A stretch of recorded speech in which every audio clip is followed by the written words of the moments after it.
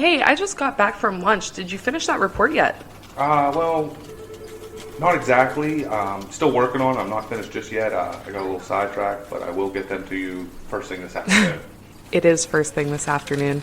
Well, yeah, I understand that, but I mean, I am working on But it. I'll have. what do you mean that the report isn't finished yet? I'm still in the process of working on it. I've just been a little distracted. Distracted. Our meeting starts in an hour. I can have it. No. What were you doing? Were you listening to another hunting podcast again? I swear, I give the staff in this office the freedom to do whatever they want to do as long as they meet a deadline. That is the first bullet underneath your job description. Pays attention to detail and deadlines.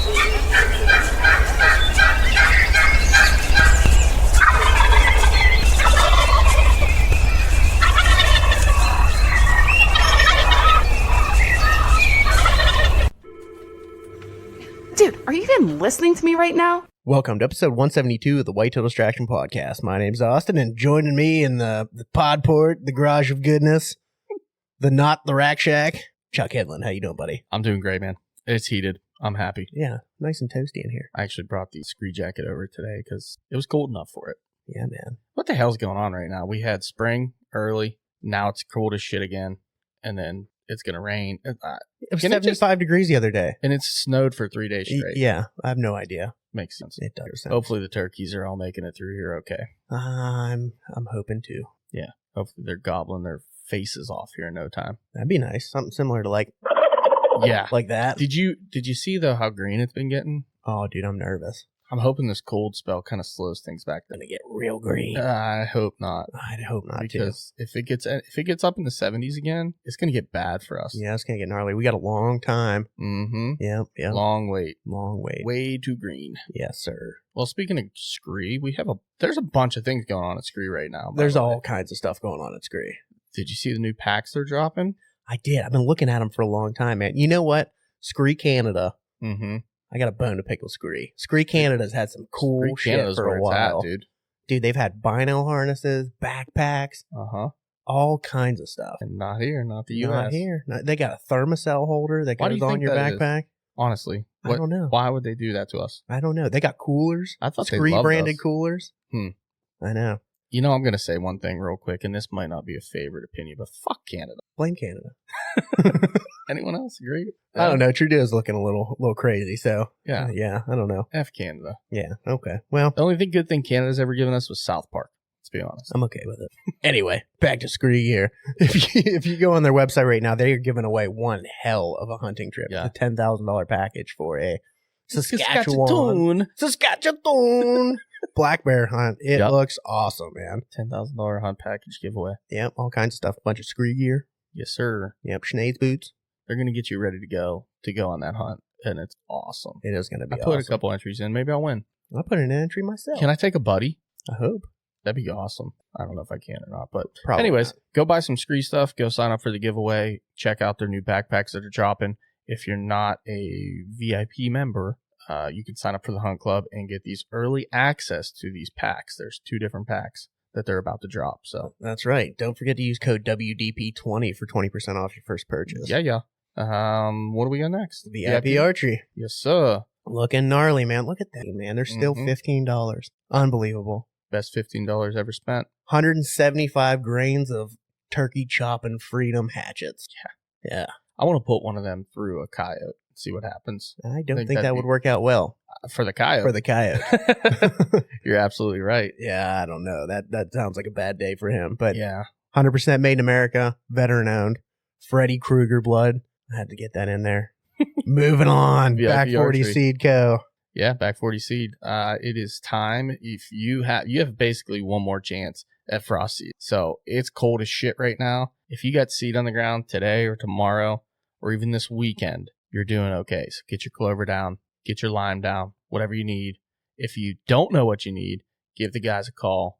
They'll hook you up. Super nice guys, and especially for our area. Yeah. Formulated for Pennsylvania, but it works everywhere. By Pennsylvania for Pennsylvania? No, for Pennsylvania by Pennsylvania? Something like that. Like FPPP. It's not like FUBU, but you know what I'm saying. I know what you mean. I'm failing you on that one. I'm going FUBU for seed. Use code distraction10 for FUBU seed. For us by us. Last but not least, A&F Custom Calls. Kyle Allen, my Kyle boy. Allen, man. He'll be on And the podcast. we got a nice little 3-pack in the giveaway. Yes, we do. Yep. We're doing the Hunter series, correct? We are. The Hunter Series. Hunter series 3-pack. We have some others ordered on the way. So that's going to be freaking awesome. And again, if you don't know what you want, call him up. Kyle's a great dude. He's very knowledgeable. He's a great turkey caller. Makes great products. So, yep. Order on his website. Hit him up on social media and let him know that we sent you. Maybe he'll hook you up with something good. Probably not. Yeah, maybe. I don't know. But I'm just kidding. Kyle's coming on. We're going to do a podcast with him soon. It's going to be a lot of fun. It'll be a good one. That's All it right. for business, man. Boom. Oh, not it for business. Not it for business. We have some new Patreon members. We need to shout out. Yeah. Yeah. Shout him out. Cody Who we got? McClintock. The newest. He is the newest. My man. He's been on the podcast a couple times, too. Mhm. I think he just signed up so he can go turkey house. What He do you might. think? Is he coming? Hey, I think he is. That's awesome. Which we've been saying, if you want to come turkey hunt with us, you just have to pay us some money. No, I'm kidding. Oh, my goodness gracious. I'm totally kidding. But yeah, Cody just joined recently. We have Nick Chandler as well. Nick Chandler on there. Yeah. I don't know if we shouted him out last time or not, but I didn't want to miss him. So Yep. Who else we got? him One and more. Chris Hodges. Couple Yeah. Florida boys. Good dudes. Really good dudes. Really good for sure. For So, sure. thank you, boys. Yeah. Welcome to the Huge Patreon thank you. family, if you will. Yeah. Our Marco Polo's been going off lately. It's a lot of good fun. It's been wild. So there's a lot of people around this table here tonight. Let's get into some of these guys here, since they're not Patreon members because they're losers. Someone who came turkey hunting with us last year. Losers. What's up, Seth? What's going on, guys? Hat guy Seth. Yeah, our hat guy. Yeah. I always tell everyone, I got a guy. I got a guy. You need hats? I got a guy. I'll make them. My hat. But oh man, shit. I had something I was supposed to ask. Okay, I remember. I'm gonna write it down. I'll talk to you after. Yeah. Buddy of mine, I was like, hey, my hat guy's coming tonight. Mhm. I'll Yeah. talk to you. So you're my hat guy, Seth. We do Yeah. some dirty exchanges in that Dunkin' Oh, Donuts parking I'm lot. telling you, we haven't had the cops called yet. It's coming. It's coming. Especially when I show up in my No. truck. Yeah. Yeah. That's, Oh yeah. that's fine. I love it. Most of the time, all I have on is a hat, and that's fine. How else do you sell your product That's if it. you're not butt ass That's it. naked with just That's it. your hats on? That's it. Where are they going to look? They're going to look at your face, It's marketing. and then boom, there's a hat. Well, why is he only wearing a hat? Because Right. it's Coyote Creek custom Okay, hats. pretty custom. Bam. That's it. Yep. Booyah. Welcome, Seth. First Thank time you. on the podcast, long time listener, first time caller. Yes, sir. Good to have you, buddy. I wanna go turkey hunting with you someday just to learn the way. Oh, we'll go. We keep Wanna talking go. about it, but we I just really, need to really, learn the really, ways. really need to go. I think we'd have a Yeah. lot of fun. To do it. We're getting closer every year. We're there. This is it. We're there this year, this spring. This is our year, baby. This is our year. Yep. Uh-huh. I'm writing this down. Hey, Uh-huh. you're talking to my guy all wrong. It's the wrong tone. Do it again, I'll stab you in the face with a soldering iron. Sorry, Joe. I'm still going with you to Virginia. Sorry, Joe. Who else we got? We got Kyle Lambright, Yes, sir. the bright point of this podcast tonight, huh? I see what you Little did there. shining star. Yeah. Heyo. What's up, buddy? Oh, not much. Just hanging out, keeping low Yes, for sir. the time being. Join Getting some ready for turkey sippies. season. Yeah. You guys are very great hosts. Well, thank you. Table full of whiskey and even got ginger ale there if I get a little. If you're feeling need to- thirsty, If I need to put my skirt on, dump a little bit of that in my whiskey. Yeah. there you go. You There never know. go. What kind of Don't mood give me you're in. too much of a hard time. No, you'll be all right. And last but not least, we invited one other guy. Actually, I don't even know if this was a formal invite. He just kind of showed up at my doorstep. I just snuck in and I don't care. Cibs is here. Brian Cibelli. Yeah, how about that Bassmaster Classic this weekend, huh? Oh my God, did he really just say that out loud? No, nobody wants to talk. All right. Come on, man. Bass It's turkey fish season. on this podcast? That will never happen again. It's about the turkey and being a dog buffalo soldier. And come on, man. You know the bass. About the bass. Oh my goodness. We're not here to talk about the Bass All right. Classic. I but get it. It is exciting whenever it comes on. Why don't you just shoot me a link? I'll watch a little bit while I'm pretending to work. All right, I'll shoot you this weekend. It starts tomorrow. First round. Yeah, Where are they at? I don't know. What do you mean you don't know? I forget. Isn't the Bassmaster Classic always in Tennessee? No, they move it around. Do they? Yeah. Was it last year? It was in Tennessee. Yeah. Okay. Yeah, I knew that much. Yeah, I remember from I watched Duck. Yeah, from Guck. All right, off of that subject, thank God.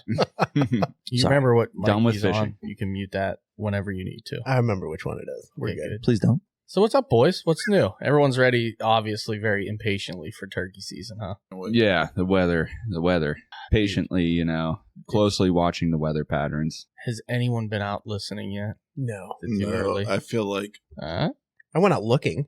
Yeah? yeah, that's the thing. I mean, like, I feel like if I go out there, it's like, I don't know. I mean, it's just like, it's too early to go out and like have your. I mean, I was out listening while coyote hunting, if that counts. No, that doesn't count. Oh, it doesn't count. Because, I mean, there were turkeys literally roosted like 20 yards from me. Yeah, but are you going to turkey hunt those spots? Not if Seth knows I'm there. I mean, Because Seth, those are listen, Seth's that was my spots. spot, but Cibs, how much you got in your wallet? I mean, if you, it all depends on. Listen, man, we could talk after this. That's no big deal. Little trespass fee. Sounds like he's got a little in his wallet. Yeah, don't worry Yeah. about it. Yeah. little jingle. Little jingle jangle. I will sadly announce that I did lose my permission again this year on that private property where you shot your What? bird. Which one? Oh, the Stuff. I know. It was supposed to be so good this year. what happened? The landowner has a friend who turkey hunts now, apparently. Can we like physically do something to that guy or no? Well, no, because he owns the property. No. So, like, The friend. if I knew who he was, Well, let me get on. figure I'll get on something out. LinkedIn later. Don't worry. Little- I'll figure him yeah. out. A little Tanya Harding there. Yeah. I'm pretty hurt about Oh, it. Tanya Harding A there. lot of Nice little accidents happen. reference. A lot of accidents out there, boy. I'm an old soul. But I have been out driving around a couple Old. times looking for birds, trying to find them, asking permission. I've visited a place. They weren't home. I saw they had a truck in their front yard, so I called that number. They didn't answer.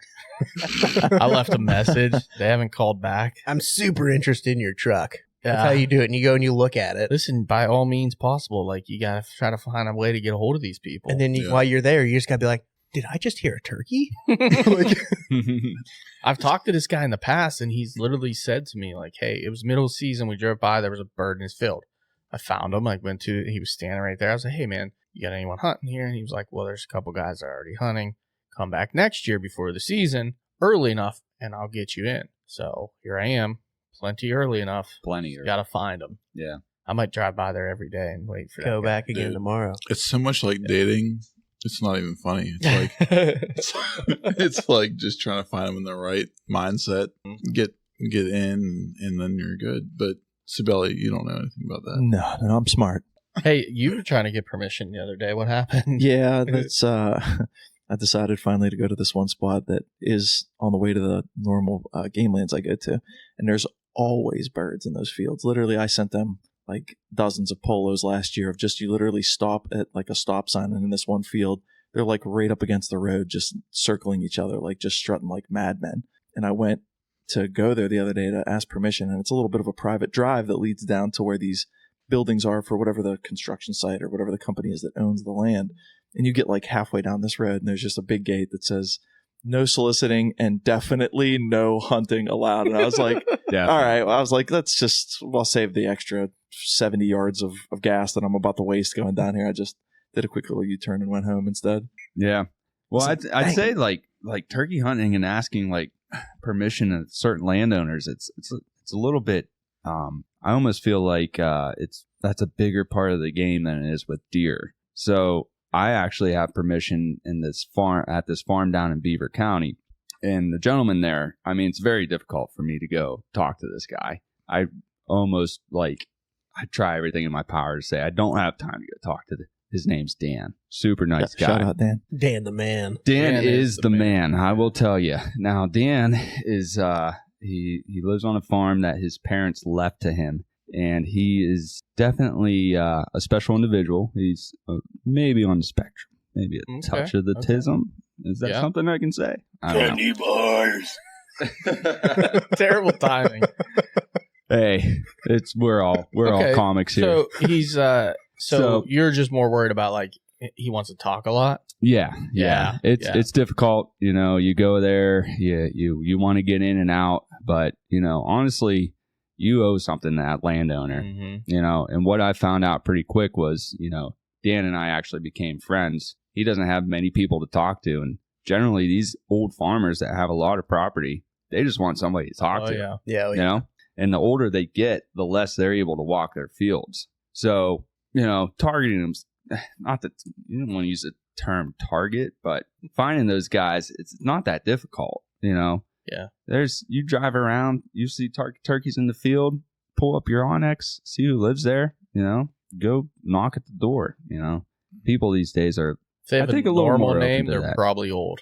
As long as their driveway's not like 100 yards long That's and, you know, yeah. dirt, and you might want to skip that property. Intimidating. Go hit the other places around there first and then maybe come back to it if you have to. But this place has treated me well. But, you know, I put in the work. I stop by there every year. I've been caught up. He's invited me. I've even deer hunted out there, and he invites me in afterwards. And, you know, you got to put in the work a little bit. The one time I ended up sitting there with him after an archery hunt, and we sat down, and he just wanted to talk cars. The guy knew everything about cars and Star Trek. I know nothing about cars and Star Trek. He did not want to talk hunting. Yeah. And right there, I knew I'm in. This guy doesn't hunt, you know, so, you know, I put in the work, sat there. Yeah, he calls me back every year before I call him. Turkey season comes around. He's like, yeah, I got turkeys out in my field. He's like, make sure you come down. You know, if you have time, stop afterwards and just let me know you're coming. You know, he just wants somebody to talk to. Mm-hmm. And he has something to offer me. I'd need to offer him something. Yeah. So, like, retaining permission, it's tough, you know, because they have friends, they have family. Mm-hmm. They're always going to get the permission before you do, even if you already have it. Oh, So, yeah. Right. sorry, Chuck. Yeah, I know. Yeah, you guys start cruising and maybe looking for some other birds in other farmers' fields. I didn't have that property last year either. Yeah. There was some stuff going on, so it's not a big deal. Yeah, and stop killing my public birds. No, I'm going to kill them all. You selfish bastard. I'm going to Yeah. kill every single one of them that I can. All right. But legally. I know the Game Commission too. They got something like a hunter access program. Like Mhm. if you know search for it online, and that's how I found this guy. Okay. And I was just coming home one day, you know, driving, you know, through Beaver, and you know I kind of knew the area a little bit, and I've always drove past this field and seen turkeys there. So I was like, well, let's go see, you know, give it a try. And this crazy guy comes up and knocks, who the hell is this guy? And I was like, oh God, you know. But, you know, I just introduced myself and, you know, told him what I was looking to do and told him I was willing to do a little bit of work. And really, he didn't want me to do work. He just wanted me to talk to him for an hour or Yeah. two every day I was hunting, you know? So you just basically roll up and you're like, so Spock's cool, right? Yeah, yeah. I couldn't even name drop Spock. As that. yeah. I am so not. Live long and prosper, Yeah, brother. no, he gave me like a secret handshake or something. No, like apparently like Spock would put his hand, well, he did that, but he would put his hand on somebody's shoulder. Is there something you know, want to tell us, instead of shaking hands, you know, it was the hand on the opposite shoulder. So now I see him Oh, and I yeah. do that. I'm in every year, man. I don't got to do anything I else. need to find. I give him the Dan, you old said, Spock right? handshake or, Dan, you know. Beaver County. Okay. It can't be Good that luck, many. man. Get old Can't be Leonard that Nimoy, many. dude. Can't be that many Dans. And I'm going to start looking. There's a few. I didn't give Let me- you his last name. Let me You better update be my careful because Onyx. Chuck's going to put a tracker on your car when you leave here. It's already on there. Shut up. Shh. Quiet. Onyx has an update. Stupid. I know. Bummer, dude. Dude, that always hits me at the worst time. I'll be like in the middle of nowhere. And, you want to update now? I'm like, no, not happening. I accidentally hit it once and I didn't have mapping systems the whole rest of the day. So I was like, that was a mistake. We're not doing that again. That was a mistake. If I ever lose my pins again, I'll cry. Tell you that right now. I'll give you mine. Don't worry. Not What interested. pins? We don't, They're all we don't They're want all mine. We don't They're all- want He's just them going to pins. share my pins back with me. Please don't. You're disrespecting me. I don't like that. Please. Well, I have 7 of my own pins. I don't need you. Can you go ahead and delete this? those 5 of those 7 of his own pins are 30 yards away from my pin. Still my pin, dude. Still my pin. All I can think of when Spelly said that is like that dude from Family Guy. I saw a fish. Like, Yeah. pen. Mm. Come on, Cibs. They figured me out already. I mean, that is my. Stick Hey, up for That's what I yourself. do. Nah, Stick that's up not for worth. That's not worth it. He Hey, had the Sibs. fight. No one cares about fish. Everybody, listen. Everybody cares about fish. deep Man, down. they're doubling Just down on certain you. times of the year, people just refuse to accept their love for No. fishing. I have it full year round. I mean, it's no big deal. Turkeys are gobbling. No one Coming cares. up here. Exactly. No one cares about fish. I'll tell you what I need to do is like start hitting some landowners up in West Virginia because that place is getting crowded. Oh, it is. West Virginia. Oh, preach. Preach. West Virginia is one of them places though. Like I went down there one year and we drove around and it's like everybody that had land, they had that freaking 1/4 mile driveway and it was Intimidating. and it's all looks like a driveway. Someone's going to shoot you halfway down it. Buddy, that's what those letters in those packets Hey, are for. it's worth it. Yeah, but I Like was a down bullet. there. Like I was already there. I was looking for a spot. You know what I mean? Like that weekend, we were looking for a place to hunt. And it was just like we were driving around. I'm like, dude, I don't want to knock on any of these doors right now. Didn't you say you were going down there Sunday? No, I'm not worried about that. This was years in the ago. mailbox. This was years ago. But I'll tell you what, there's some really good property in yeah. West Virginia. Drop me some pins whenever you get back. No. Okay. About 2-ish hours away, I want to say it is. West Virginia, somewhere around there, like 2 to 3 hours thing, like central West Virginia. A buddy of ours has some inns on some property down there. Oh, that's good. I Yeah. may or may not try to hook up with him this year and get down there. I Yeah. guess they got birds just crawling all over their property. And What- none of them guys hunt birds. They don't hunt turkey. Throw the pins. No pins, 0 pins. But the funny part about that was the year that I was talking about where I was driving around asking permission and stuff, we were literally only like in the mile of the property that he now has for the hunt. Close, We were yeah. right there. Yeah. Like neighboring properties. We probably potentially could have went and maybe tried out one of them Yeah. Yeah. That is cool. that far away, It's- you know. It's kind of like shedding Sabelli. That's the hard part. Yeah, You that's know, the tough it's part. Getting rid of him. He's like, Like a medium-sized tick. yeah. He's like half full of your blood already. Yeah, he's like already sucking your blood out. Yeah, I like once I latch, it's you got to like try multiple methods. It's not like an easy like twist and pull for me. Yeah, You got to you- like try burning me off, put some Vaseline on me. Yeah, like, Vaseline try on to- the I back. bought every Yeah. Vaseline there is. He's not just going to back out. You right? always got No, a tub no, of no. Vaseline, right? Oh, always. Yeah, It's always. keep gloves, garbage bags, and Vaseline in my car year round. Don't ask me why. Zip ties. Where were all those when we were dismantling those rabbits at the tailgate that Oh. day? Good Lord. Oh, Just dismantling we them. pulled apart some rabbits this one time, and it was just literally chaos. Just absolutely dismantling these things like demons. Did you keep the back straps? Oh, we kept the Some whole rabbit rabbit. tenders? We kept it. I haven't eaten it yet. It's like 3 years old. Yeah. I guess what I'm saying is, were the back straps still intact, Oh yeah, yeah. or did you make No, nuggets out of them? No. They were good. Like, I'll tell you what, like rabbit we're rabbit loin, Yeah, I haven't eaten them yet. delicious. They're still in the freezer. dude. What are you doing? I like to let things simmer for about 2-3 years, and then I eat them. Freezer burn, huh? Yeah, freezer, good freezer burn Yeah. layer on there. Yeah. Get it nice and dark brown. Yeah. Oh, Sounds delicious. I gave him my turkey I shot last year, just like a month Yeah. ago to cook. Yeah, freezer burnt. Yeah. Freezer burn for sure. Yeah, Oh man, Yeah, trimmed off all the edges. yeah, it's fine. We're It'll be good. What are you gonna It, do? it ate great. Oh, it was Yeah. delicious. well, that's all that matters in the long run. That Jake was 4.5 weeks old when I shot it. I think. Oh, you guys want a cooking tip? No. Okay, move on. Thanks for, comes. thanks for coming Here out, comes. Kyle. Thanks for coming out. Cooking tip for what? Have a good night. For turkey. Oh, okay. So I know a lot of people. I won't point fingers. Seth, come on. I'm getting serious. I'm giving you good recipes here. All right. I'm listening. So turkey ready. legs. A lot of people toss them. I know I keep them. we don't. We know what we're doing. They're good stuff. Uh-huh. But they take forever to cook. Braise them.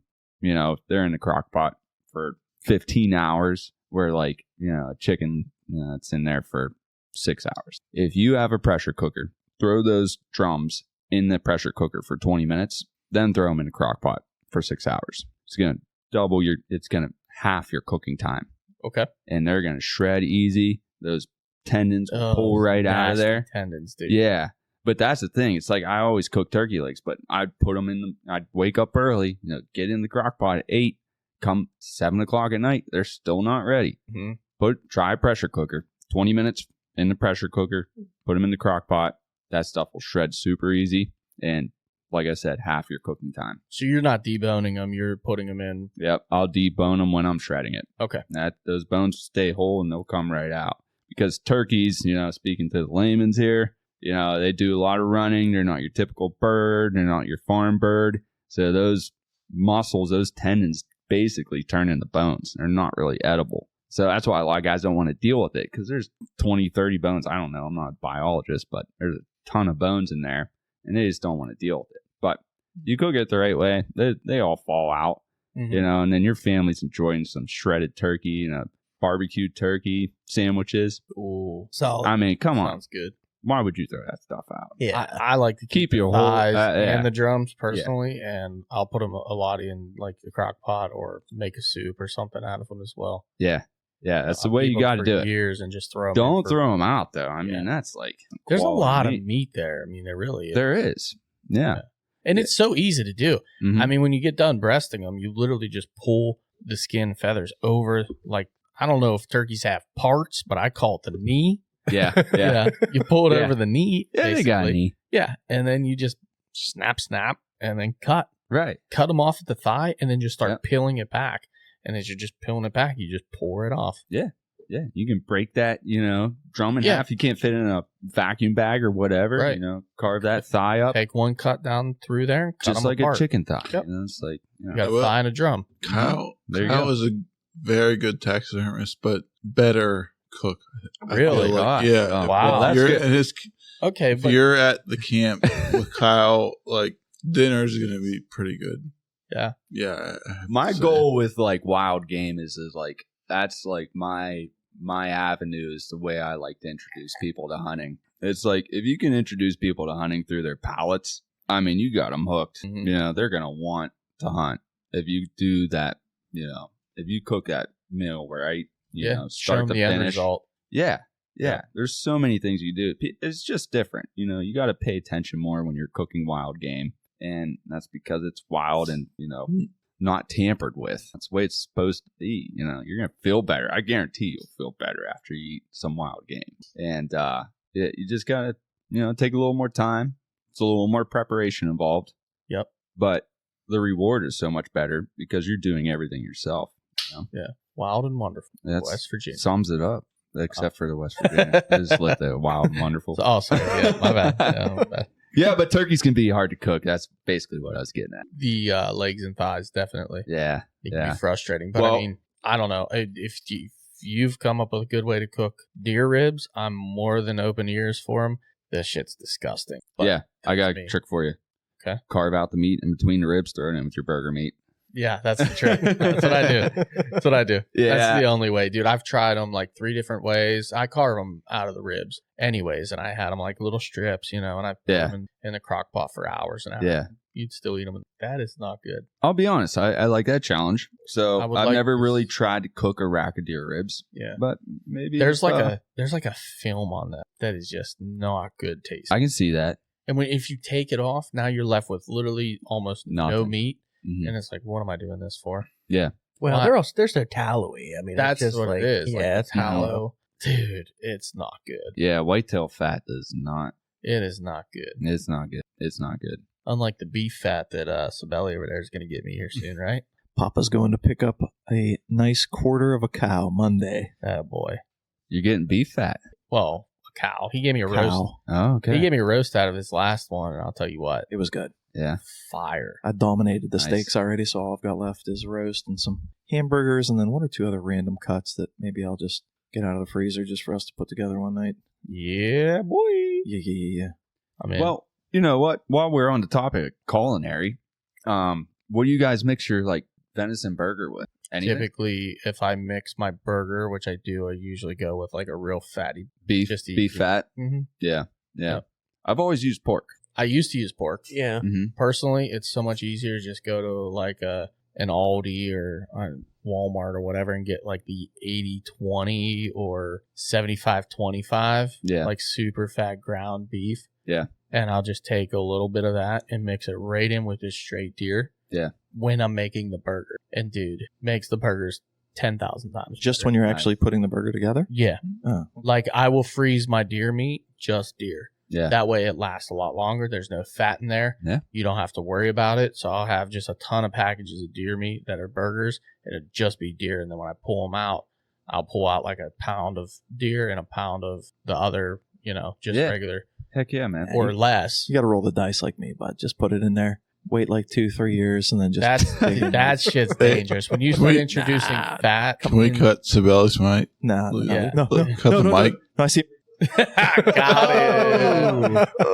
Got Got it. cut, son. I'm just trying to teach you my salmonella tactics for cooking. No, no Italian. We don't. Yeah. We don't have the jargon over here. Whatever. We don't need that guy. Racism. I don't like it.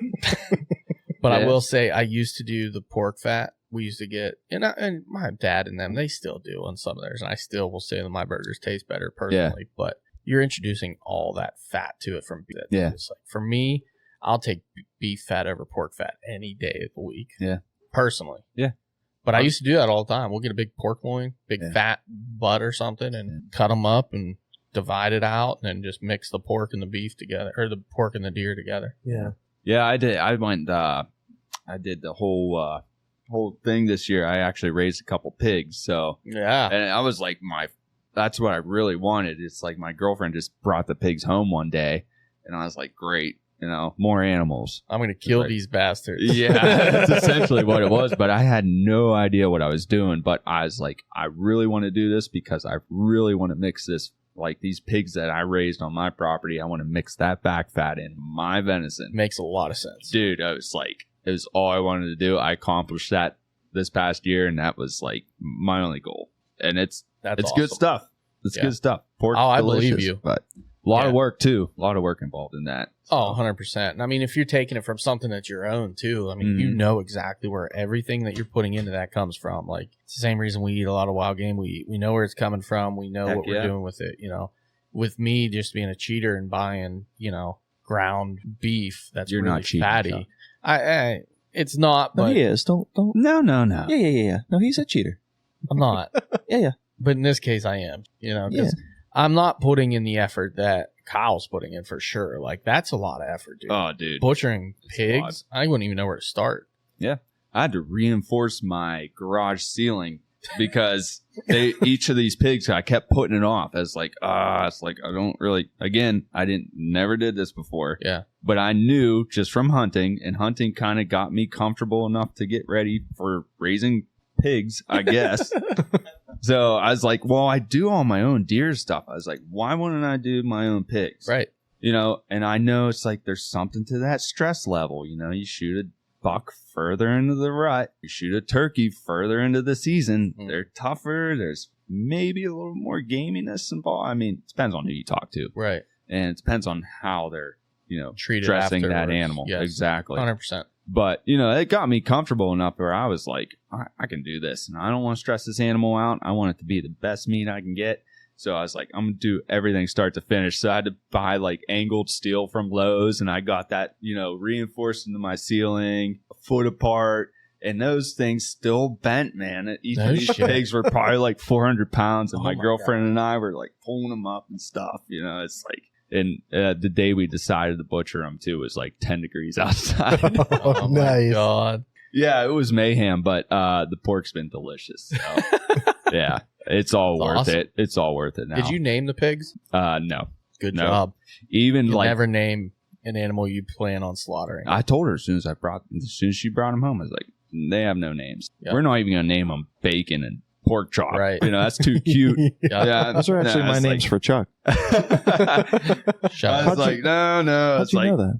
and then even like the month, I had to warm myself up for, because you still get attached a little bit, but, they have purpose. They had a great life on my farm, and, it's like, time to pay your dues, It's, How long did you have them? we had them, I would say, about 6 months or so. So, Okay. and Wow. man, when we got them, they were probably 50 pounds, and in that 6 months, they were getting close to 400 each of them. That's Wow. insane. Yeah. And I tell you what else they're good at. If you're a gardener, they'll rototill you up a new garden. Yeah. Yeah. So you get some pigs in the fall, you got a new garden in the Yeah. spring to plant. They start Yeah. rooting it up pretty Oh bad. man, I can't believe how much they would dig. Yeah. I knew they did it, and then it really puts things in perspective, like what they're dealing with down in Texas. Oh, yeah. In the southern states with the wild pigs. It's like, I've seen it. It's like, man, those things will eat anything. I've seen it down there. It makes it really, really hard to try to turkey hunt and look for turkey sign when all you have is pig sign everywhere. Yeah. Well, They hey, just destroy everything. if you ever want to take care of some pigs, I have a pretty good head start on that. You want me to bring my own pig? Is this No, a I'm saying BYOP? I'm saying we could go down to Florida and maybe bust a turkey and then pig hunt the rest of it. Oh, okay. Shoot a pig, then you'll know how to clean it. All right, cool. Yeah. Cool, yeah. Get you some bacon, Uh-huh. good stuff. Yeah. Listen, I've been- Easter's coming up. You need that Easter ham. Yeah, we've been There you talking go. about a good southern pig trip for so long now, man. Just it needs to happen. I've got a couple connects here and there. Just need to make it happen. We've got Yeah. the invite several times. Yeah, Yeah. 100%. Yeah, it'd be interesting. It's weird. It's just one of those game animals where you're like, no, I'll get around to it. Yeah. There's no rush on that one. Right. And it's not really that hard either. It's probably pretty good success rate. No. I would imagine. Like probably 1,000%. If that's such a thing. It depends where you're at, I guess. If you're on private land and they have a pig problem, you're going to kill some pigs. Oh, yeah. There's no doubt about it. Especially if they're feeding them or something. I mean, you just sit there on a feeder and just blast them all day long. That's what the game seems to be down. But we didn't come here for pig hunting. Let's get back on track. Sorry to sidetrack you guys. Seth's going to be upset if we don't get into some topics, okay? Right. Seth just got back. Where were you, Seth? Yeah, Seth. I was getting the whiskey. That's right. That's right. You were getting the whiskey. Yeah. He was watering. If Sabella doesn't tell us how he kills turkeys, I'm going to be pissed. I can't divulge my secrets. What are you doing over there, buddy? What's that? What are you doing over there? Don't worry about me. I'm just checking my pins. I want to know what pins he's looking at right now. I think he's swiping on Tinder. They're all just That's what they're all just public land pins. And there's nothing crazy. Public land pins. I did actually. That's what she said. I did actually get my first private access this year that I've been still trying to kill a deer with a little management tag. Let's talk about this, Sabelli. They've eluded me. Can you? But the positive, allude? I can allude. The positive is that I've seen plenty of turkey in these particular fields that I've been going to. So that's been usually how that works. It's been at least the little eye candy for me to see a bunch of gobblers walking around just going like, what's this dude doing in this field right now? Like I shouldn't be seeing anybody, and it's just me going, hey, you guys want to hang around for another month or so? Appreciate it. I was talking to my friend that lives out there that knows them real well, and he has the same access to hunt deer there too. He's actually hunted a few of those stands this past fall and had some opportunity and whatnot. And he told me to tell you just stay the hell out. That's why don't you just go take your ball and go home? No, that's fine. I'll gladly meet anyone in death combat in any of these fields for the right to hunt these animals. But no, that dude did say that there's a ton of deer on all of his properties because there's like where I'm going to, there's like 8 or 9 different spots that he took me to go, that he's like, listen, anything you see, just clobber it. And it's kind of just, a random roll of the dice on which one I decide to hunt over the last like week or so. But you've just been really picky, or no? Here's the thing. I've only seen deer one of the I'd say maybe 4 nights that I've gone, and we didn't have a shot on them. They just literally came out of this one tree line so fast, walked through this little open area, and they were already gone. And then once again, since then, that's all I've seen is turkeys. Yeah. So for those of you that are wondering, how is this guy hunting deer right now? There's a farmer that owns property down there that has a red tag. Yeah, right? so that's illegal, but okay. It's totally legal. Oh, okay. Oh, yeah. Totally legal. Oh, yeah. He has a tag to hunt deer right now. Went to the courthouse, got the tag, all that good stuff. Or not courthouse. You actually had to go to like a sporting goods store. Yeah, it was my first time doing it too for these type of tags. Don't tell them how to do it. Screw them. No, they can figure it out on their own. No. We don't give away secrets. No, this is knowledge transfer here. I'm helping Cibs got his cherry popped. Yeah. So I mean, you literally just meet with the landowner, do a quick little paperwork. Just giving your name, address, all that stuff, and just random piece of paper that the game commission. Well, you're right over there. Good Lord, karate chop. I saw what you did there. It got me nervous, but yeah, just a little bit of paperwork, and then you just take it over to any store that'll actually give you some sort of hunting license. Yeah. So I went to just a local place over by us, Duke's, and it's like it was $1.97 for the tag. Insane.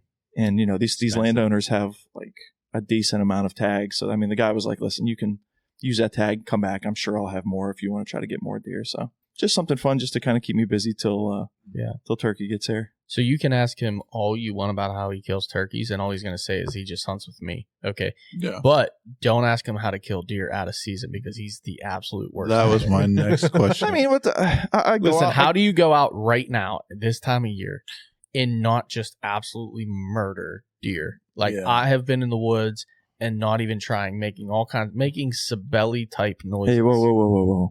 What kind of noises What about are the those? fawns? There's a lot of clunking. What about the fawns? Burping. A lot of clunking and clunking? Yeah, what's a noise? What's that noise sound like? It's like a. It's like Like here's that. the noise. It's like, Mom, what's for dinner? No, that's If I say something like that, I usually whisper it. It's more of like a regular tone. He just texts her. Clomping. Mom, what's for dinner? Clonking or clomping? No, clunking. Clunking. Yes. He wants Okay. you to walk on your toes more. No. You The pads of your No, you feet. got to swing your feet aggressively. into Sibeli, woods. He wants you to Here's- stop kicking all the Sibeli. leaves and rocks. You gotta get a diaphragm call, and you gotta get deer? it in your mouth. For deer? You gotta actually make a noise. For deer? For deer, yeah. Okay. Get a diaphragm call in your mouth and make a noise. No, can't do it. As you can tell, Seth doesn't get out much anymore. This is Seth's one night out a month. And he, And we remember- gladly welcome him. remember, he didn't want to bite He's her pretty foot. happy right now. Yeah, good for he's, him. Having a good time. I'm going to make a clomping noise with it. You're halfway. You're halfway to becoming a legit turkey hunter. No, I just honestly I don't know what. Like there's like 8 or 9 properties, and the one that I actually finally wanted to go to the other night when I pulled up, there was already 3 trucks parked out there. So I don't know if it's a combination of there's more people than I really actually think that are going there that are maybe pressuring these particular fields a lot. But other than the first night that I went, I haven't seen any deer. Yeah, he wants his deer gone. He wants them everybody absolutely- and their mother he, permission. He showed me a couple. Learn to call. He So showed, here's my question. Yeah. How do you think this is all going to play out in turkey season? You think you're just going to have pick of the litter? I'm going to go wherever the fuck I want to go. No, not that. I mean, there's definitely a lot of space there, but I really don't see myself going to his farm until maybe later in the season if I last that long. Hopefully my goal once again is there's one particular public spot that I go to for at least like 90% of my hunting. Where they all roost across the street. And it's where you stole one of my birds and scared off my actual one large gobbler that was there last year. You got a grudge. There's you told me he was across the street and he wasn't. I have a grudge there, You have and a grudge. that's if I can get one somewhere, that's where I really, really want to get one because I've had them close the last 2 years there, and I just screwed up every time. So I'm hoping this is the year that I get it done. I just don't understand that whole mindset or process that you want to wait on those. Because when you think about it, that private land permission that you have, a lot of those fields and stuff, they're just fields. There's no woods, right? They just own the field. They just own the fields for the most part. There's 1 or 2 fields where it's actually a little bit of like forest Timber. that, like, yeah, some actual timber you can get into. But I mean, So what I'm saying is, like, if those birds get pressured early on in the year, they'll just go to the next farm over, which could hurt you if He's you don't saying go you might there want to early. hit it early. I would hit it early. Hit it early. What do you mean you don't know? You're telling me you're seeing Can birds you left and right. Just pretend like but I know it's a that, freaking hot, I know that, beautiful girl, what? and you're just talking sweet nothings into her ear. I wish, man. I wish it was that easy. Anyway, he's trying to allude to the point that I can't use a mouth call, which anytime I try to use a mouth call, I Get look that and tongue sound like where you need it. I look and just sound like a go. rabid dog, just like foaming from the mouth, just going like I just such Yeah. a terrible gag reflex. I Seb. can't do it. Is this what you sound like? I'm all jacked up on Mountain Dew. Yeah, yeah. In Seth's the, jacked up in on Mountain Dew. in the Squeakiness. mornings when I first get out of the car, yeah, that's exactly what I sound like. But about an hour into walking uphill, that's not what I sound like. I sound like jacked up on Dunkin' Do you have one that's worse than that? I sound like the Joe. I the need Joe a Biden one. mocha. I need a mocha. Stat. I must say, Seth's being pretty hard on Cibs right now, but He is Seth being a little is tough on a freaking awesome turkey caller. And Chuck, I've heard you call too. Have you? You've got me beat, Oh, son. yeah, Yeah, Chuck, man. you Chuck, too, Austin. I don't know. Well, yeah, it's because you guys can fit any call you want in your mouths. You got I'll leave my Cro-Magnon judgment. heads. Chuck, You guys look like fucking Yeah, they cavemen do. heads. if Chuck is Definitely like have a bigger 1A, jawlines. if Chuck is a 1A, Oh, I'm here we like go. a 2B. Oh, I'm like I'm way after Chuck. I killed a deer there this year. Chuck, I've never Chuck, hunted with you get any that of you too, guys. reference. kill his birds, and then I'll start calling them after. Well, you after guys, Chuck. you guys got to have some tips working that mouth read. I'll tell you Or what did it I just tell come that everybody. natural? The way I learned, I taught myself, but I will say that I didn't do it myself. I went, and the same thing I told Sibeli, go on, look up Shane Simpson. He has a whole thing on his YouTube channel of just learning how to use a mouth call. I did that. I started learning how to actually like position the mouth call in my mouth, blow on it, and it sounded like what Sibeli's talking about. It was horrible for the first year, like pretty much horrible. Not the first year, but the first couple months, like trying. Terrible. Couldn't make noises, couldn't make the right noises. And then once I started to figure out from his videos, I'm like, oh, that's actually the noise I'm looking for. Building the noise up in the way you build pressure in your chest and everything else. Then I started listening to actual live hens and tried to imitate them. And then next thing you know, every time I'm in the woods, if I hear a bird, I'm trying to sound exactly like that bird. Yeah. I don't want to sound like me. I want to sound like her. She's the one that gobbler recognizes, right? Yeah. So I want to sound like her. And it's not an easy thing to do.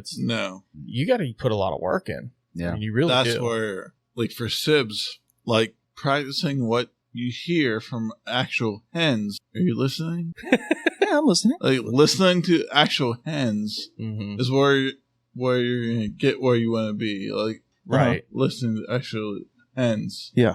Yeah, 100%. Like, Seth, do you need to take a nap? That made perfect sense. I'm gonna go to sleep. You would have to mute him. Well, you know what? I got it. Do you guys trim like your mouth calls? No. You know, I trimmed mine to the absolute bare bones, and I still gag on it. Yeah, It's embarrassing. Listen, I think you just got too far back, man. You just got to keep you literally just have to keep taking that call, throw it in your mouth, play with it, like throw it into your cheek, throw it back into your mouth, try to make a call, pull it out. Like when I first started, I gagged on the call all the time. You'll get over that. Trust me, you'll get over it. Like you really will. That's cool. It just takes time. Yeah, I won't do it, but yeah, okay. Do you brush your tongue when you brush your teeth? No, absolutely not. Really? Maybe get used to that, and then I can't help it. Stick your tongue out and brush. Yeah. Expert advice. That was terrible. Do I have to do it like that though? Yes, 100%. Yeah. You have to make that do I noise. have to clonk around like in my bathroom? Is that your telling me to do? Clunk? Clunk. Clomp. Yes. Are you saying clomp? Clunk. With a P? Listen, I can help with this clump situation. There's a D on the end. Oh, okay. Two ends. Clund. Okay. Yeah. Now, no, it's just not for me. what about field care? You know, because I struggled with turkey hunting for a lot of years, and I'm getting to the point where I'm getting better with the mouth calls. Now I'm killing a lot of birds, but it's still my main priority is to get better with a reed. So it's like field care. It's like I've heard a lot that you don't want to get that reed really saturated, with spit, of course. But so what are you doing? You leaving that call in your mouth all day long? Have you tried brushing your tongue?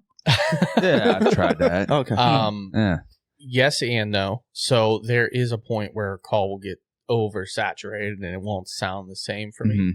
A lot of times if I'm running the call in my mouth and I got to know that I'll take it out, turn the reeds towards me, and I'll blow into them. Yep. Okay. And that'll clear them out a little bit. Sometimes I'll just, basically with my mouth, I'll just pull the call all the way almost out, facing the way you would call, and I'll just blow on them from there. And it'll make like that crazy like noise. And I'll do that a lot of times just to blow some of that saliva out of the call just to get those reeds kind of cleaned up. Like an N64 game. Yeah, basically. Yeah, the old Nintendo cartridge. Basically, yeah. Except it's like up and down with the call instead of side to side. A lot of times too, if like I'm running around or something, if I'm going a far way, I'm walking, I'll pull it out of my mouth for a little while. Yeah. I'll just kind of, or I'll bite on the edge of it and hang it out of my mouth. That's what I do when I'm walking around. Just let it kind of hang on the corner of your mouth. Yeah. But there's and if it gets too bad, I'll just switch calls with another one. Switch calls. Yeah. And have a freshie. Yeah, I mean, people might be wondering why we're ragging on Cibs so bad for using a reed, but, a lot of weather can probably, dictate whether you're using a reed or a box or pot call or something like that. They don't call him Box Call Brian for no reason. Box Call Brian, huh? I wish. I need to get one of those little mini ones that I can fit on my hand, like while I'm holding the shotgun. Yeah. So I would say, like learning to use that mouth call is definitely probably going to step your game up. It will. It will. 100%. Gives you another weapon in the toolbox. Nah, I just crave 3-week-old Jakes. That's all I need. Well, I was not a good turkey hunter not that long ago where I did not know how to make a mouth call. I did not know how to use one. I didn't know, I was not good on a pot call, anything. And I said, screw this. I'm going to hunt turkeys and do it right. And dude, you just jumped into the deep end. You didn't know how to swim, and you just figured it out. It's like I'm gonna fucking swim, or I'm just gonna. I've drowned already. Because I'm sick of showing up every year, waiting for someone else to call for me. So I only hunt when they hunt. Then they sleep, and it pisses me off. It's like, I want to get out there, and I have the bug. I have the itch. How can I now itch it myself rather than having to depend on others? Sabelli, he'll just keep depending on me. Like, that's just how it is. Excuse me, sir. I use pot calls. You're right. You killed your first bird on your own this year, I and I killed my give you first bird this year. mad props for it. Well, why has that story been told? Yeah, I think so. I mentioned it. Yeah, I think. Yeah. At some We in might have mentioned it the last time we had you on. episode 113, I think, if you go About back. you killing a Jake, Yeah. and that episode's like probably 2 hours. I just long, made that up. I'm Every auditing little that. detail throughout the day.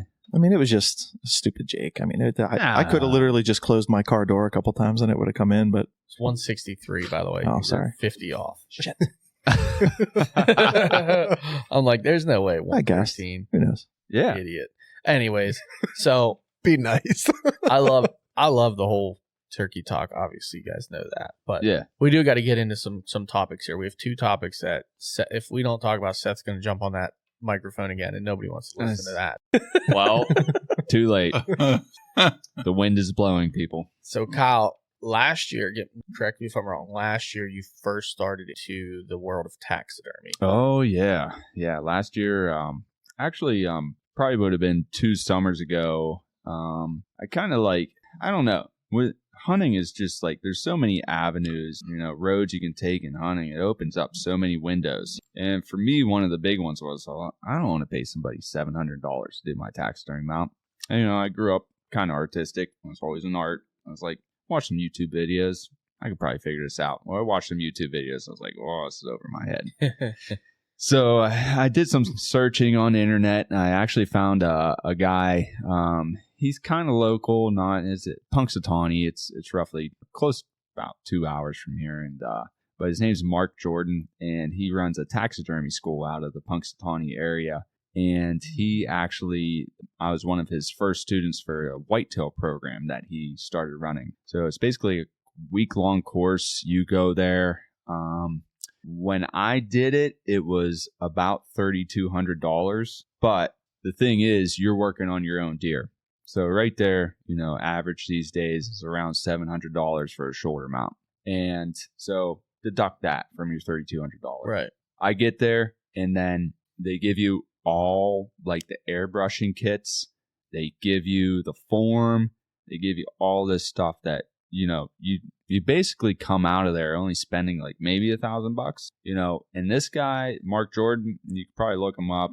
He's won multiple taxidermy contests. He'll tell you he doesn't enter contests anymore because he knows the quality of his work. He doesn't need somebody else to give him a grade on it. So he's more like trying to, pass on his knowledge to, the future generation. It was a week-long course, and man, it was rough. I had to be there at 6 a.m.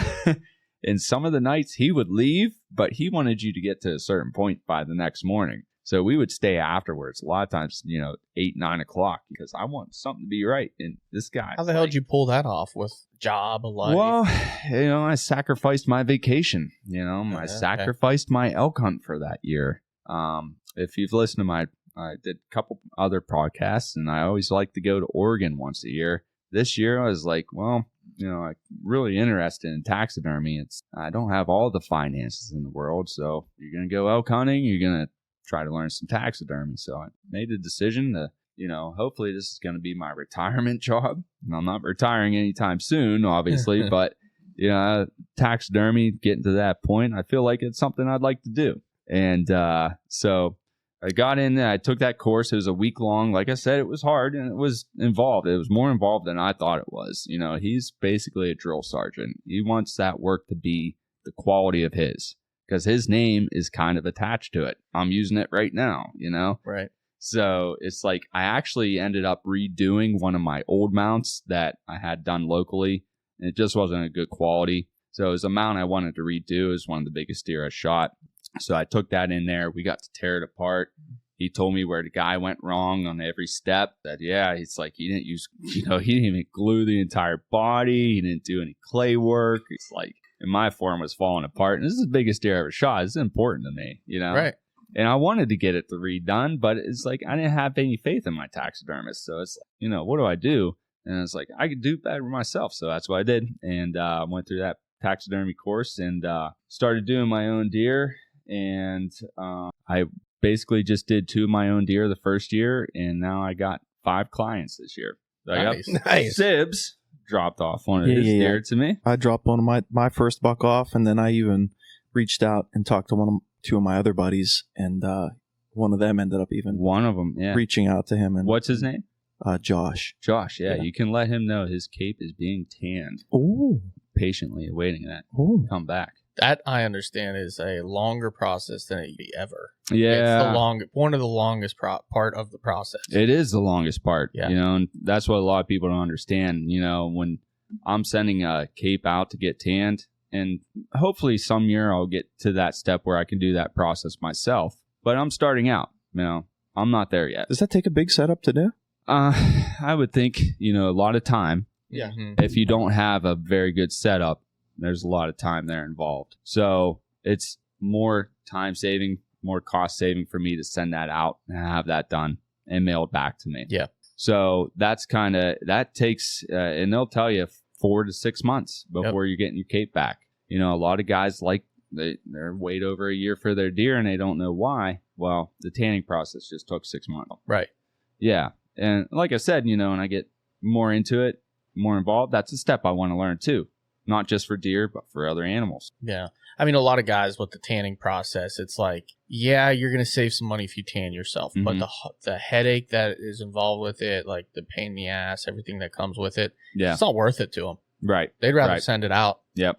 Because it's just like, why? I mean, especially if you have a good tannery, Yeah. too, like they come back really, really I Right. wonder how many you can do at a time. Like how many like that, whoever you sent it to, I wonder like how many he has. Oh, dude, I think they Yeah. have really big tanks, man. yeah, There's really- some big tanneries.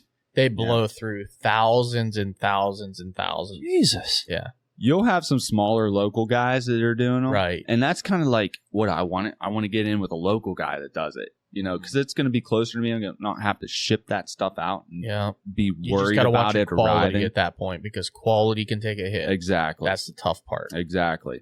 Yeah, finding a good guy. And that's also, you know, that's why I like, you know, Brian came, he dropped his deer off to me directly, and I caped it out. And that's a big process too. You know, the less nicks I get in that cape when I'm caping it out, the better that taxidermy mount's going to come out. Right. You know, every little nick matters. So it's like when somebody brings a deer to me, it's like I'm super Chuck helped me OCD out. about it. Chuck was precision with. I checked Chuck's work. He did a He good did a job. Did I good do job. okay? He did a good job. Oh, Thank yeah. you. Yes, I'm sir. no expert by any Yeah. means. but Very little holes.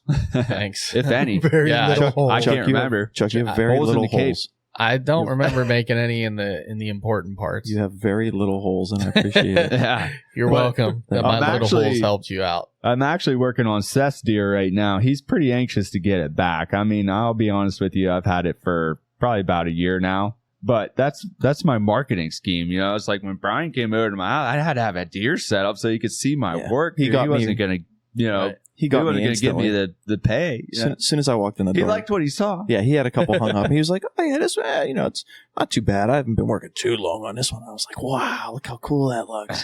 Thanks, man. But yeah, no, that's I like to have my work up, you know, so people Yeah. can see what they're paying for. Absolutely. You know, and then if they pay me, and then that gives me confidence that they like what I'm doing, you know, because that's a big. I'm just starting out, you know. I need that reassurance. It's That tough, man. oh yeah, man, I'm very picky, I'm very OCD, and it's like I will be my worst critic. You know, I beat myself down. Something's not perfect. Something like I don't want to put that on my wall. Then it's like it beats me up. Yeah. And it's something that the customer might not ever notice. But for me, it's like, I want to do better. I want to do Mhm. better. I want to Yeah. do better. And that'll come with time. Even Mhm. you're gonna make little mistakes here and there, and Yeah. you'll learn from them. Yeah. And you'll adapt and become better and better and better. There's a reason why guys that do taxidermy that are really good have a lot of years doing it. Yeah. Yeah, they've made those mistakes. Hands-on experience, Yeah. man. It's Yeah. with something like that. It's an art form. We'll Yep. just be honest with you, you know. Yeah. And if you're not an artist, you're probably not going to do the best job at it. Yeah. And the first deer I got mounted, that I ended up remounting at school. I don't think the guy's quite an artist. Yeah, Yeah. yeah. He's kind of puts deer mounts together. He does, yeah. And actually, I shot that deer when I was 18, so I was just thrilled to get it back. You know? Absolutely, Yeah. absolutely. Just taxidermy in itself is such an interesting topic. Mhm. Something that I looked into a lot of as well, and looked into classes and whatnot. Did you? Yeah, Yeah. A couple of years back, and I was just like, man, this would be awesome. Because like you said, I don't want to pay $600-700 every time I want to get a deer mounted. Right. I would love to just be able to do my own. I don't care if I do anyone else's. I just want to do my own. Yeah.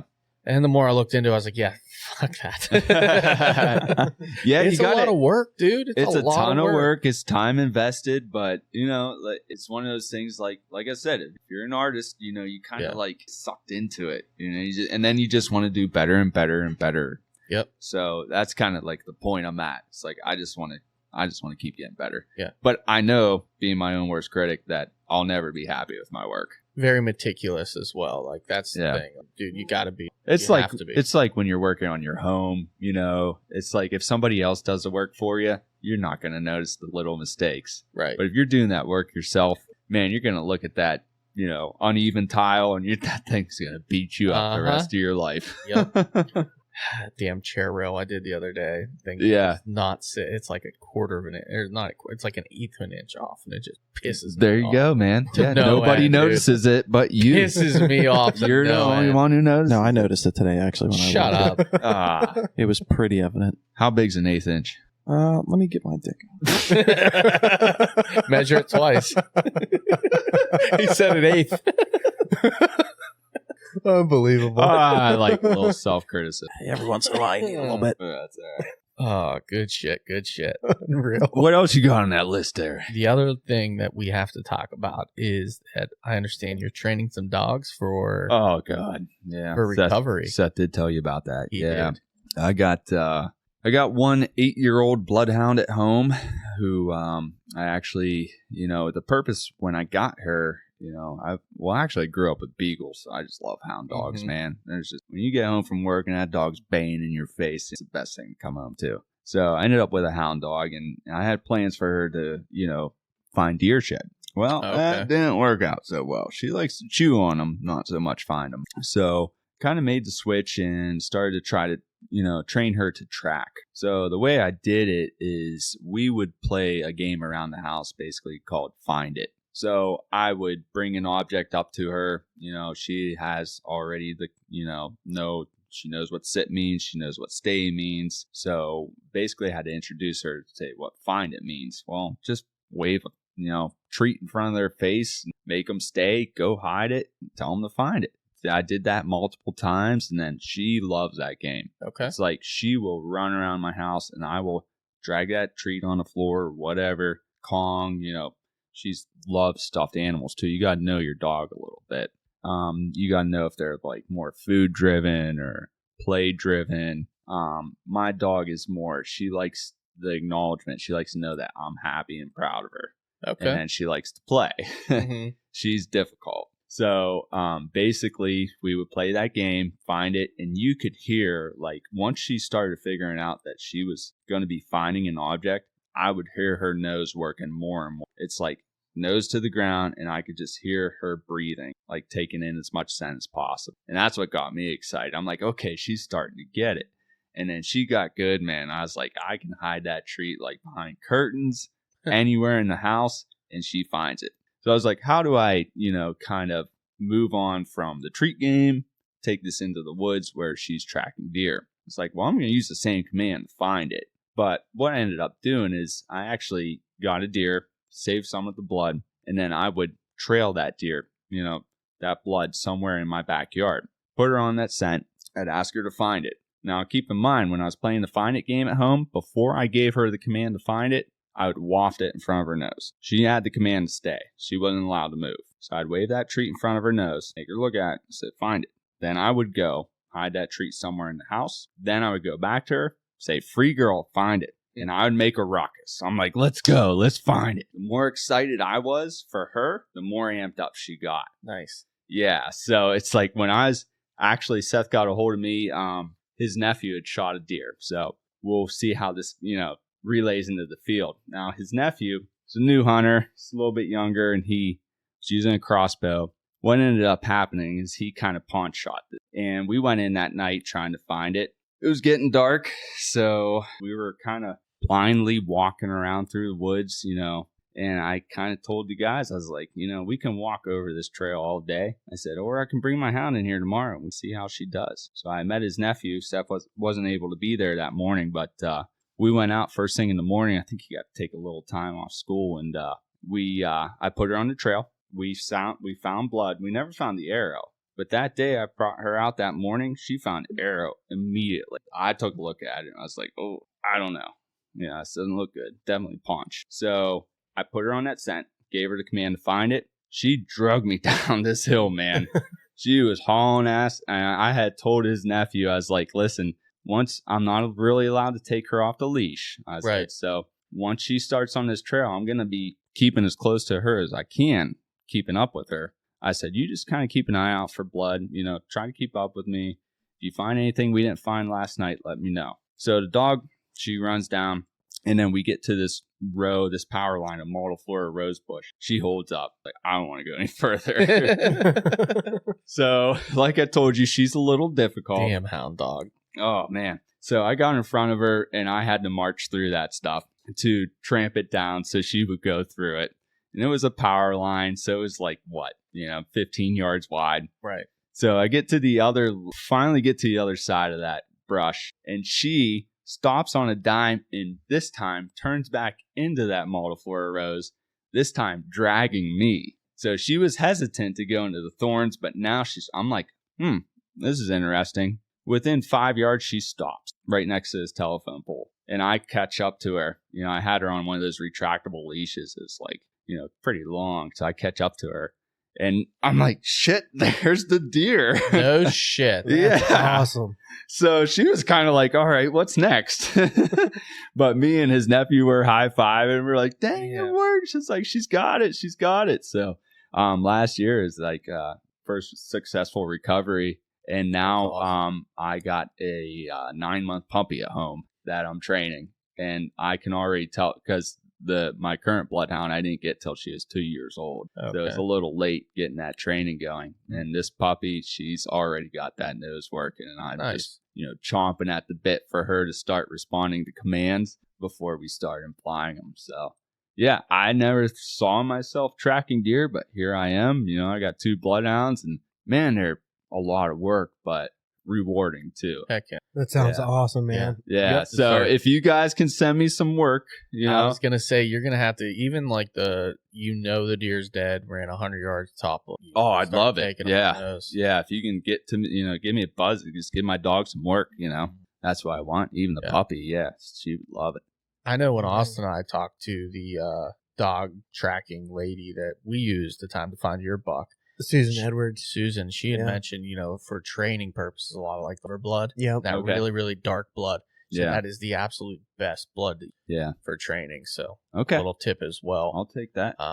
It's just so funny because a lot of these dogs aren't even tracking by the blood either. They're tracking by like that gland in their foot, right? Right. They get off the scent. It's just so weird. Like, how do you train for that? But these dogs, they say they can like track a specific deer. And I was like, that's wild. I don't really get it. There's so much into it. I think we used Susan too one time. Seth used her. Yeah. She's got beagles, awesome. right? Yeah, she's got beagles. She runs. She doesn't blood track anymore. Yeah. But yeah. She doesn't do it anymore? No, she doesn't do it anymore. Some health issues. Yeah. Best of health to you. She was a good lady. The heck was her dog's name? I can't remember now. The one that helped you I don't remember find either. It wasn't Lucy. Lucy's my new dog, right? The one I used last year. Yeah, I'm pretty 2 sure. years ago. Yeah. That was an amazing process, though. That was it's fun. The first year in Pennsylvania that you could use a dog, and we were like real hesitant about it. But we started calling, and everybody we called, they were like, "Oh, the one guy was up in Erie on a fishing charter." Yeah. We're calling calling. Well, that's the thing, because like Seth, he got a hold of me. He had a friend that, in Ohio that he had shot, his daughter had shot a deer, and he wanted me to track it. And I told him, I was like, Seth, I haven't shot a deer yet. I was like, I'd like to go. And I'm like, I only try to do this for my friends at the moment, but the more and more I get into it, the more and more I was like, I just want to get this dog some work. Yeah, definitely. That's the biggest problem about this is usually when it's really good is when everybody's shooting deer. Oh, that's yeah. right. And that's when you're going to be the busiest. Yeah. So it's like, you got to almost juggle. When the rut's hitting. Yeah. Like, am I hunting or am I going to be tracking? Yeah. Yeah. And there's room for both for sure. Yeah, there is. If I'll I be get there out after hours, if I get out and pattern some deer in these, in the summer months, then get lucky early, that free up a lot of time for me in the fall. Definitely. Heck yeah. So then this will be a great question for you since you're just now getting into it. But how do you feel about the drone deer recovery thing? I personally, I've never really thought about it. It's a good question. My initial response is to say that I'm not fond of the drones. I just feel like there's too much technology involved these days. Yeah. So I think like the drones, I just would like, I mean, even like for me, I have an Instagram page and I really had to I kind of got stuck in that social media phase. It's like every time I was out hunting, it's like I wanted to post something and, I wanted to have success. And then it's like I kind of felt myself get into this trap. For me, it's just me out there. Like, you guys got a group of guys, and I feel like that's a better way to do it. Because I think for me, trying to keep up with the social media thing was taking away a lot of what I was learning in the field. And I don't know, it's almost like it was turned into a job for me. And I didn't like that. And with that came less success. I wanted, like, I don't know, we all want to have, like, we all want to be famous, even if we don't think about it. We want that 1,000 You want liker. that little bit of gratification. You want the right? gratification that you did something special. We had a buddy of ours, shout out Joe, who kind of felt the same way early on, where he screwed up being able to shoot a tom, what was it, the first week of the season, and it led to his mental downward spiral for the rest of the season because he couldn't get on one. Yeah. He cost himself early because he was trying to set up a camera and Camera. get some Oh, shots no. and stuff. Yeah. So literally the whole season was watching someone absolutely dive into madness because he couldn't get on a bird. He ended up Yeah. shooting one, I think was it the last week? Yeah, on one of my pins. Yeah, I Yeah, it was remember. a Chuck Supply pin. Yeah. Well, that's How the do I thing get a is hold of CS these pins?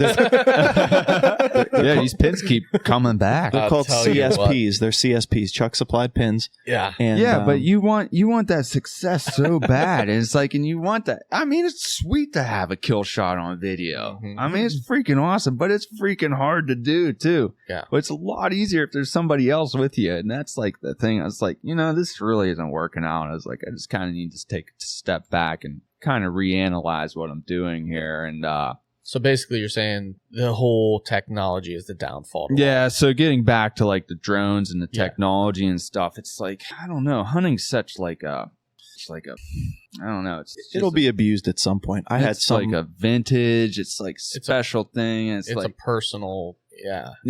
inner thing that we have. And here's the problem. And I totally understand where you're coming from. And I'm like, listen, I am pro drone. I really am for deer recovery. Because here's the thing, it doesn't matter what you have. Someone is going to be something regardless. Drones are out there. You're not going to stop drones from being out there. So the technology is already there. Why are we not using it for the good? We can't make, in my opinion, you can't make laws and regulations based off of what somebody could do negatively, because that's always going to happen no matter what. Yeah. It's, what is the good side of drones? And it's the same with deer or the dogs. I am so happy Pennsylvania legalized dog recovery. Oh, me too. Mhm. It's like, why wouldn't you have Wait, how that? long was it not?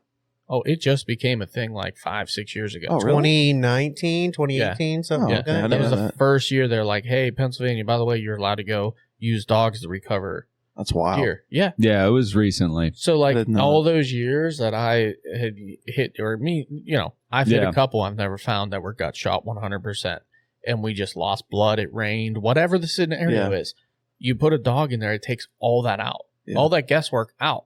Anymore, if I did that same thing, I shoot a deer and I gut shot it and it's, it's raining or whatever, I'm just going to back out because I know I can call in a dog and I'm not going to say 90%, but there's a very, very high percentage chance on a gut shot deer that dog's going to find that deer.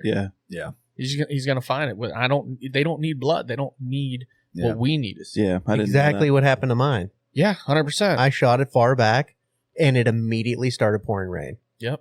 Nah. I'm not even exaggerating. Like I let that arrow fly, and it started downpouring. Was it this man. year or this past season? No, this No, was back in That was the first year that they allowed. Oh, okay. Yeah, and that deer, we tracked it. We brought in a tracking party, and we lost blood. I mean, very quick because it was raining. Right.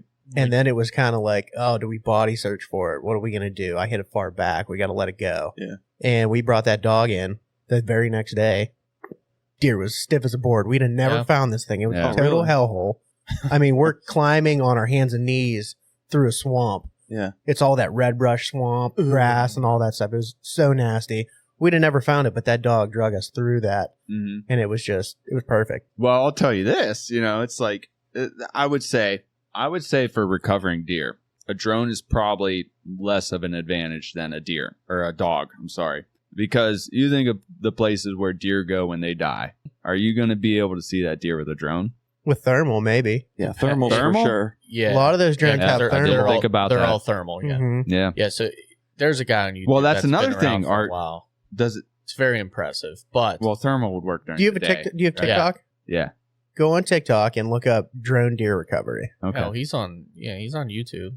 Well, he's on YouTube. I've only Hundreds ever of videos. really Anyway, watched him yeah. on TikTok, Really? but Yeah, I've watched all Yeah. of his YouTube videos. Yeah. it's pretty wild. It will open I'm your like eyes. torn about this Okay. subject, and we've been debating for a little while about getting a guy on for drone and Mhm. for and against, and like really trying to put it together. But like, I like the idea of it. I think using a drone's awesome, but I've had that firsthand experience with a dog also, so Yeah. I'm kind of torn by it. I'll do Which would be more special to you?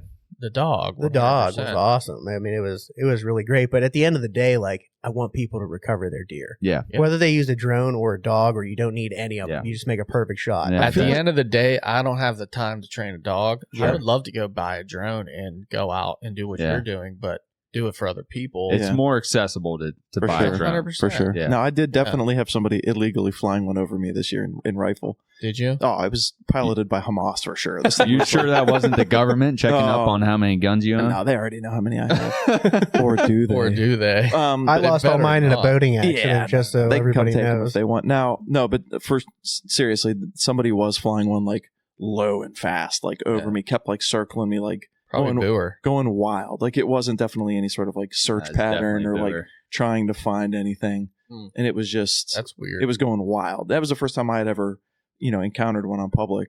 Yeah. But it was definitely Yeah. going crazy. And I don't think it was the Amish that were also there while I was hunting on this particular I spot. wouldn't be so sure. Why Could've wouldn't been. you think I it would was the tell you- Amish flying a drone? I would tell They're you soulless, straight up, So Oh, okay. Amish are probably They are? the number one client for the drone deer recovery. really, Oh, you yeah. think so? They're Oh, yeah. probably Oh, I the know number so. one rule Oh, breaker really? too. Sorry. Yeah, well, I yeah. have to say.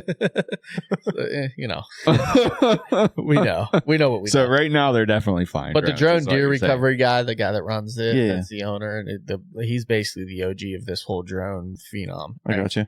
Yeah. He's ex-Amish, Oh yeah, yeah. I remember you but telling me that. also like think about it, Amish have a ton of cash, ton Ton. resources. Like, Yeah. they don't give a shit. They'll spend whatever Yeah. to find their deer. But yeah, they have a lot of Amish people. Yeah, I know. If you yeah. watch their YouTube channel, a lot of Amish people. Yeah, they use pillage it. all the public around here. Yeah, I know. And it's I know about funny them. that it's funny that they're the ones. I think people that don't use technology is using the most technologically advanced Oh yeah, way to recover an animal. Yeah. it makes zero sense. Yeah. It's. But I am. I totally understand where you're coming from. Like Yeah. the technology thing is getting too far, and I totally get that, dude. I've had dogs recover multiple animals. There Mhm. is almost no better feeling because one, you're out on the track with the dog, Yeah. whereas drone, you're sitting beside a computer screen, basically watching a guy fly over top Right. and map, looking for a deer. Where Yeah. I'm out there, I'm learning. Mhm. I'm learning what the deer did, how the deer moved. Mhm. I'm dropping pins as I'm going through, Yeah. that kind of thing. Right. You just don't get that. You don't get that with the personal drone. stuff. Yeah. You get those personal tips and stuff from the dog trackers too when you're out there on the track. Like we came to a spot where we lost blood and the dog was a little bit confused and that wind shifted Mm-hmm. and the dog started going on just a straight beeline. Yeah. Beelined it. And she was like, "Oh Yeah. man!" And she What was do you like, at remember? this It was like point, up on two legs, Yeah. like Yeah. Yeah. You wind must have checking. been Wind close. checking. Yeah. Yeah. and Yeah. went on a straight line, and it made that 90-degree turn. Mm-hmm. And she was like, "Oh, we're finding your deer now." Yeah. Yeah. It was crazy, and Yeah. she mentioned like a lot of times when those deer have those gut shots and stuff too. I'm pretty sure I'm not like making this up. You're She not. was like, they make these 90-degree angles and they just do their death run, and then he J hooked right into his bed. Yep. Yeah. It was like picture perfect. Yeah, basically a lot of times when a deer is bumped, and we did bump that deer that We did night bump that before deer, we yep. had the dog. Uh-huh. They will run and just gut shot deer run straight. They will just go straight. Okay. And that was like she was looking at her GPS and she's like, well, because at one point the dog was so excited she thought, we're probably not going to find this Yeah. dog. or this deer, it might be alive. Right. And she looked at her GPS. She's like, well, it hasn't turned. It's going in a straight line. She said, this is very common. I think we'll find your When we're deer. close, Dude, yeah. we went another 50, 60 yards, and I think I looked over to the left and saw a deer just piled up, its head up in the air, and I'm like, holy shit, it's right there. Yeah. High five and all around. Oh, yeah, it was wild. Yeah. Well, I'll say this, and I don't know, maybe Seth had tapped out, but I will say it's like late, in the last few years, there's been a lot of new hunters in the woods, and they're more, more technology driven, making the hunt easier. But I think the hunt's never easy. It's not. And whether you're using a drone or a dog to recover a deer, it's like getting to that point is hard. Yeah. And you're not going to get there unless you put in the effort. So any way you recover your deer, I'm with you guys. Yeah. Do what you got to do, as long as it's within the legal limits and, get your deer, eat that thing. That's where I'm at, man. I just want people to ethically be able to and legally recover their animals when they can. You know, give somebody the best possible odds of recovering. If there's an animal out there suffering or dead, right, I want it not to go to waste. And yeah, does anything really go to waste? No, but right, like we started this whole thing off with culinary and eating wild game. That's like a number one driver to why we just It's up there. Heck yeah, man. At the end of the day, that's why a lot of people get into it. And why not give everybody the best chance possible to recover and enjoy that? I can only imagine the drone sales the day after if Pennsylvania. It's going to be out of control. It's going to be wild. DJI would literally, their factories would shut down. Let me play devil's advocate. You're probably going to need to register that drone within the Pennsylvania Game Commission. That might cost you $10-$20 a year. Yeah, if you get Which is fine. I'm right all for it. I'm all for it. absolutely. I really am. Gotta do what you gotta do. Yeah, absolutely. You get that right drone too. You got to get your drone pilot's license and everything, and be FAA approved and all that fun stuff. So Which is there's a little bit of barrier to entry. I'll stick to the dogs. I'm far enough along now. I can't sway from the path. Yeah, oh yeah. I don't know, man. It's amazing stuff. It's wonderful watching. We've talked about a lot on this show, like talking about dogs, hunting with dogs, watching dogs work. Sometimes it's more enjoyable than hunting itself. Yeah. These animals are just absolutely incredible. Yeah. Incredible. The relationship you can form with a dog, especially a hunting dog, is like none other. That dog, they want a job. They will die hunting. Yep. And they will happily die hunting. Speaking of dying while hunting, we have somebody over there that's melded into the table for anybody that's listening. There's Sorry for Buffalo this. Trace. There's a certain human being who is Sorry for the snoring. the upper half of their torso is now become one with the table. The dude makes a lot of hats. This buffalo just ran him right over. A lot of hats. He makes great hats. He does make great hats. Great hats. Good old Seth. Here we go. I got one for him. Yeah. Can't believe it. If it isn't Mike Honcho himself, shake it, baby. Oh, it's waking him up. You got to shake it before you bake it. Seth. All right, boys. Any last words? No, I'm all good. Hey, Kyle? get out there, hunt, man. Get out there and hunt. Change your life. Much appreciated, man. Change Thank you my for life. coming Save on. my life. Yeah, Stay appreciate you off coming my on, brother. Yes, sir. You're welcome back anytime.